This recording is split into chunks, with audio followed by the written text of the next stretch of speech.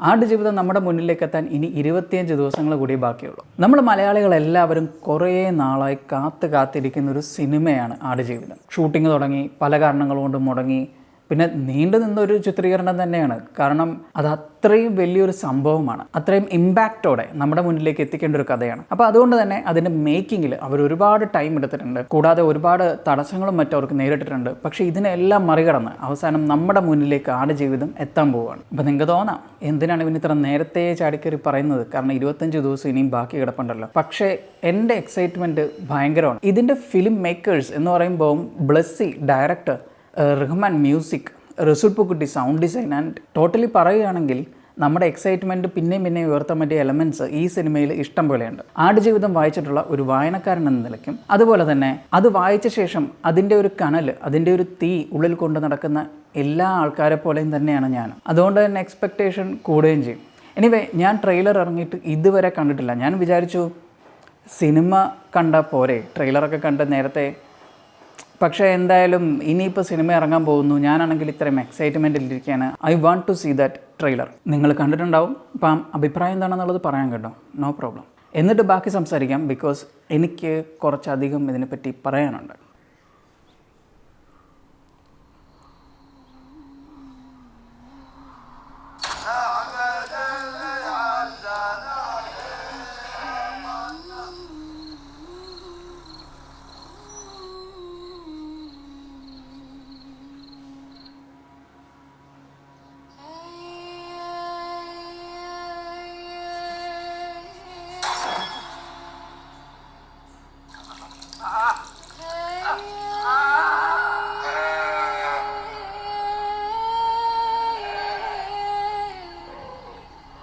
വിഷ്വൽസിൻ്റെ പിന്നെ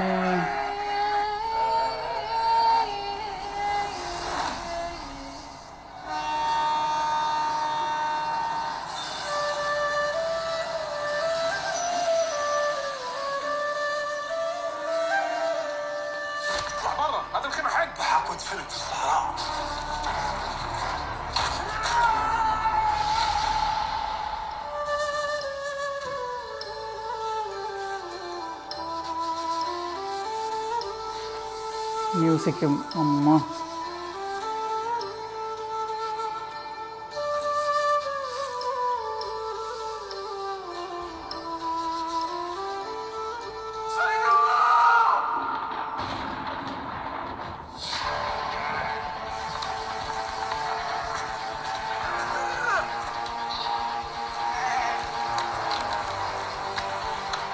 അമ്മേ.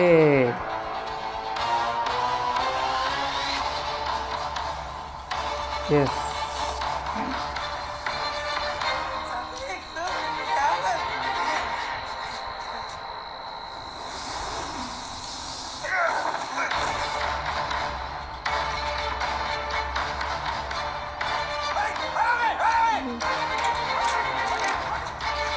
വായിച്ചിട്ടുണ്ടെങ്കിൽ you can see it.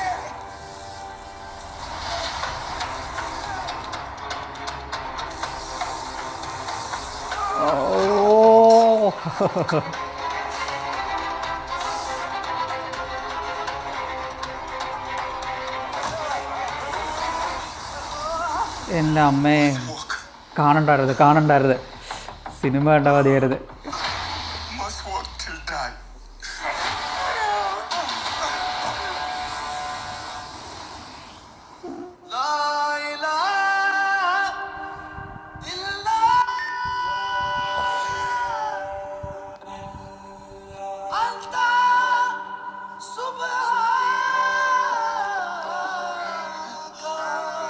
എൻ്റെ രാജുവേട്ടാ,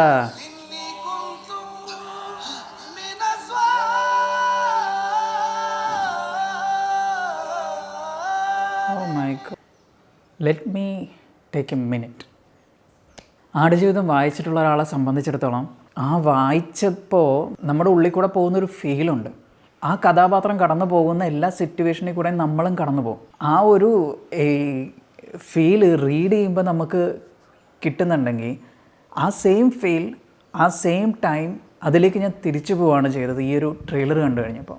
ഞാൻ ആദ്യമായിട്ട് ആടുജീവിതം വായിക്കുമ്പോൾ വർഷങ്ങൾക്ക് മുന്നേ അതിനെക്കുറിച്ച് കുറേ അഭിപ്രായങ്ങൾ കേട്ടിട്ട് തന്നെയാണ് വായിക്കുന്നത്. പക്ഷേ വായിച്ചു തുടങ്ങിയിട്ട് പിന്നെ നിർത്താനും പറ്റിയില്ല. വായിച്ചു കഴിഞ്ഞിട്ട് അത് മനസ്സിൽ നിന്ന് പോയിട്ടുമില്ല ഇത്രയും വർഷങ്ങൾക്ക് ശേഷം.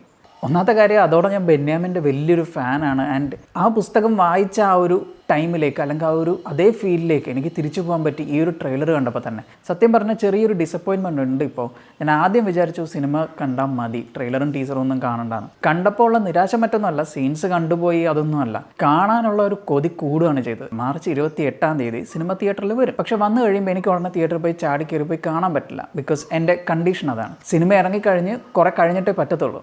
എന്തായാലും ഞാനിത് തിയേറ്ററിൽ പോയി കാണും. മേ ബി സിനിമ ഇറങ്ങി ഒരുപാട് കഴിഞ്ഞിട്ടായിരിക്കും, പക്ഷേ ഞാൻ പോയി കാണും. ബിക്കോസ് എൻ്റെ മെഡിക്കൽ കണ്ടീഷൻ വെച്ചിട്ട് എനിക്ക് തിരക്കുള്ള സമയത്ത് തിയേറ്ററിൽ പോയിട്ട് സിനിമ ആസ്വദിക്കാൻ പറ്റില്ല. അപ്പോൾ അതുകൊണ്ട് തന്നെ സിനിമ ഇറങ്ങിക്കഴിഞ്ഞ് ആളും തിരക്കൊക്കെ ഒന്ന് കുറഞ്ഞു വരുന്ന ഒരു ടൈമിൽ പോയി കാണണം എന്നുള്ളതാണ് എൻ്റെ ഒരു ആഗ്രഹം. ആടുജീവിതം സിനിമയാക്കുന്നു എന്നൊരു വാർത്ത വന്നപ്പോൾ തന്നെ അതിൽ നായകനാവുന്നത് പൃഥ്വിരാജാണെന്ന് കേൾക്കുകയും കൂടി ചെയ്തു കഴിഞ്ഞപ്പോൾ ഫസ്റ്റ് വന്ന എൻ്റെ ഒരു റെസ്പോൺസ് എന്ന് പറയുന്നത് അത് വേണമായിരുന്നോ എന്നുള്ളതാണ്. പുള്ളിക്ക് അഭിനയിക്കാൻ അറിയാൻ പാടില്ലാത്തതുകൊണ്ടൊന്നല്ല, പുള്ളി നല്ലൊരു ആക്ടർ തന്നെയാണ്. പക്ഷേ ആടുജീവിതം സിനിമയാക്കുന്നു എന്ന് കേട്ടപ്പോൾ എൻ്റെ മനസ്സിൽ പെട്ടെന്ന് വന്ന മുഖം ഫഹദിൻ്റെ ആയിരുന്നു. അദ്ദേഹത്തിന് ആ ഒരു റോള് ചെയ്തു കഴിഞ്ഞ് കഴിഞ്ഞാൽ അത് മലയാളികളുടെ മനസ്സിൽ നിന്ന് മറക്കാൻ പറ്റാത്തൊരു കഥാപാത്രമാക്കി മാറ്റാൻ പറ്റും എന്നൊരു കോൺഫിഡൻസ് എനിക്കുണ്ട്. പക്ഷേ പൃഥ്വിരാജിൻ്റെ കാര്യത്തിൽ മേ ബി വർഷങ്ങൾക്ക് മുന്നേ ആയതുകൊണ്ടായിരിക്കാം എനിക്കൊരു സംശയം ഉണ്ടായിരുന്നു. ട്രെയിലറിലുള്ള പൃഥ്വിരാജിൻ്റെ ആ ഒരു ട്രാൻസ്ഫോർമേഷനുണ്ട്, ആ കഥാപാത്രത്തിൻ്റെ ട്രാൻസ്ഫോർമേഷൻ ആൻഡ് അത് അദ്ദേഹം പെർഫോം ചെയ്ത് വെച്ചിരിക്കുന്നത്, അതിന് അദ്ദേഹം കൊടുത്തിരിക്കുന്ന ഡെഡിക്കേഷൻ. ആലിപ്പഴം പൊഴിഞ്ഞു വീഴുന്ന രംഗത്ത് അദ്ദേഹം തലയിൽ കൂടെ ഇങ്ങനെ തുണി കെട്ടി വെക്കുന്ന ആ ഒരു സീനുണ്ട്. ആ ഒരു ഷോട്ടിൽ പോലും we can see the difference. അദ്ദേഹത്തിൻ്റെ ഉള്ളിലെ നടൻ്റെ ആ ഒരു വളർച്ച അത് നമുക്ക് കാണാൻ പറ്റും ആ ഒരു ഒറ്റ ഷോട്ടിൽ തന്നെ. ആടുകൾക്കിടയിലിരുന്ന് വെള്ളം കുടിക്കുന്നത്, തൻ്റെ മുഖം വർഷങ്ങൾക്ക് ശേഷം ഒരു കണ്ണാടിയിൽ അദ്ദേഹം കാണുന്നത്, ഈ ഓരോ ഷോട്ട്സിലുള്ള അദ്ദേഹത്തിൻ്റെ ആ ഒരു പെർഫോമൻസ്, നജീബിനെ അവതരിപ്പിക്കുന്നത് പൃഥ്വിരാജാണ് എന്നറിഞ്ഞപ്പോൾ എനിക്കൊരു നിരാശയുണ്ടായിരുന്നു. പക്ഷേ ഇന്ന് I feel it was the perfect choice. ഈ ഒരു ട്രെയിലർ കണ്ടു കഴിഞ്ഞപ്പോൾ തന്നെ എനിക്ക് ഉറപ്പാണ് ഇത് അദ്ദേഹത്തിൻ്റെ കരിയറിലെ ഏറ്റവും മികച്ച പെർഫോമൻസ് ആയിരിക്കും. ടാലൻറ്റുകളുടെ എല്ലാം ഒരു കൂട്ടായ്മയാണ്. ബെന്യാമിൻ, ബ്ലസ്സി, പൃഥ്വിരാജ്, റസൂൽ പൂക്കുട്ടി, AR റഹ്മാൻ, പിന്നെ വേറെ ഇതിൽ ട്രെയിലറിൽ കണ്ടിട്ടുണ്ടായിരുന്ന പെർഫോം ചെയ്തിട്ടുള്ള ആക്ടേഴ്സ് ഉണ്ട്. ആടുജീവിതം വായിച്ചിട്ടുണ്ടെങ്കിൽ നിങ്ങൾക്ക് അറിയാം ആ കഥാപാത്രങ്ങളെ. ട്രെയിലർ കാണാമെന്ന് ഞാൻ തീരുമാനിച്ചിട്ട് വീണ്ടും കണ്ടു. എനിക്ക് ചെറിയൊരു നിരാശ ഇപ്പോൾ ഇല്ലാതില്ല. പക്ഷേ അതേസമയം തന്നെ സന്തോഷമുണ്ട്, ഒരുപാട് എക്സ്പെക്റ്റേഷൻ ഉണ്ട്, ഇനിയും ദിവസങ്ങൾ വെയിറ്റ് ചെയ്യണമെന്നുള്ള ഒരു ഫാക്ടറുണ്ട്. പക്ഷേ എങ്കിലും അത് വരാൻ പോകുന്നു, ഡെഫിനറ്റായിട്ടൊരു ഡേറ്റ് നമുക്ക് കിട്ടി എന്നുള്ളതിൽ ഞാൻ ഭയങ്കര ഹാപ്പിയാണ്. ആടുജീവിതത്തെക്കുറിച്ചുള്ള നിങ്ങളുടെ എക്സ്പെക്റ്റേഷൻസ് എന്തൊക്കെയാണെന്നുള്ളത് ഷെയർ ചെയ്യാം. So thanks for watching this video. Do share and subscribe.